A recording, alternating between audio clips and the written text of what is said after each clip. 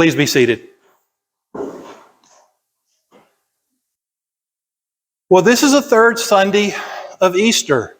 We are well into Eastertide. And again, we have a reading from Acts describing what the apostles are doing and their struggles. And then a reading from Revelation, which is always an interesting combination. And then we have a section from the Gospel of John. And this section has a number of threads within it that point out a great many things. But they're wound together in such a way that it makes a very powerful story. But every now and then we need to pull on these threads and to see where they go and what they're really embodying. Now, of course, for our modern ears, there is always that standout verse that Peter was naked fishing all night long, and we just kind of prefer to set that aside and not worry about it. And I think that's fair enough. But there's other parts of it that is really important that we tend to gloss over. We tend to see this as the third encounter the disciples had with Jesus. And that at the end, we had these miracles and these wonderful signs done again, and it just reinvigorates everyone's faith. We tend to look over several rather important bits of information here.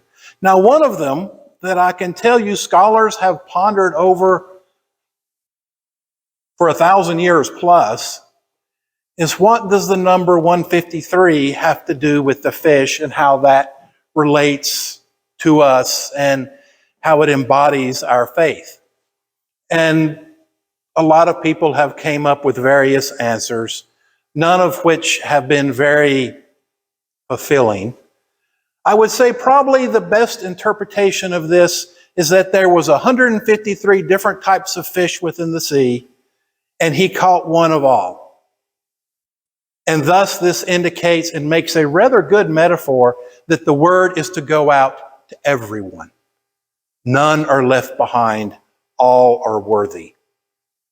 And that's really a very good lesson for today. Our society tends to try to group people into those that are worthy of this and those that are worthy of that, and those who are not worthy of something and those that are not worthy of this. No. In our perspective and our understanding, all are worthy to hear the good news, to hear the word of our Lord at all times. Then we have something even more puzzling. And it ties in with a lot of different readings from the various Gospels in a unique way. Jesus was on the shore. They were about 100 yards off, 300 feet. That's relatively close. I mean, how far away is 300 feet? It's not even to the dentist office across the street. It's probably a little further than the street, I'd say. You could recognize somebody there easily, but they couldn't. And on top of that, they dared not ask. They knew who it was. There was no question. But they didn't recognize him. Why?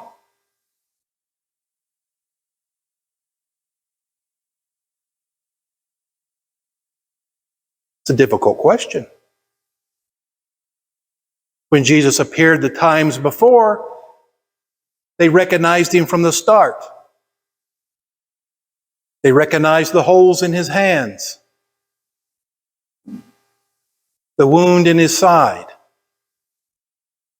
Why couldn't they recognize him now?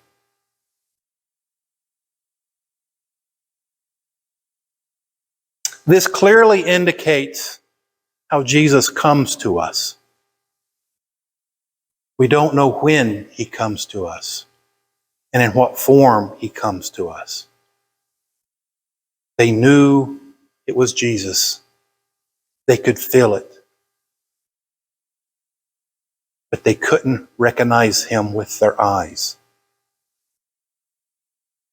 Which begs an even more important question for us today. How many times have you met Jesus and not recognized him? How many times have you recognized Jesus asking for help and turned him away? Jesus already makes it clear on a number of occasions.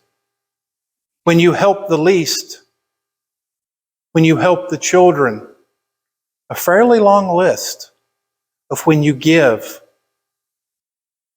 and when you help, you are helping him.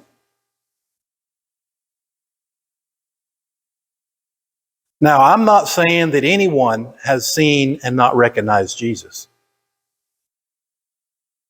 But it raises a powerful question if we really understand when we encounter Christ and how we are to act. And in the world today, for most of us, if you're, I'll be generous, over 40, the world's pretty dangerous right now compared to what we remember when we were growing up. There seems to be more violence. There seems to be a lot of things going on that we don't particularly recognize. I mean, now the thought of basically telling a kid during the summer to go outside and not come back in till dark, that'll have the state knocking at your door. What are you doing to your kid? You're not taken care of. Times have changed because we've changed them.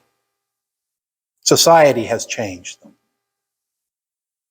Drift, however you want to look at it.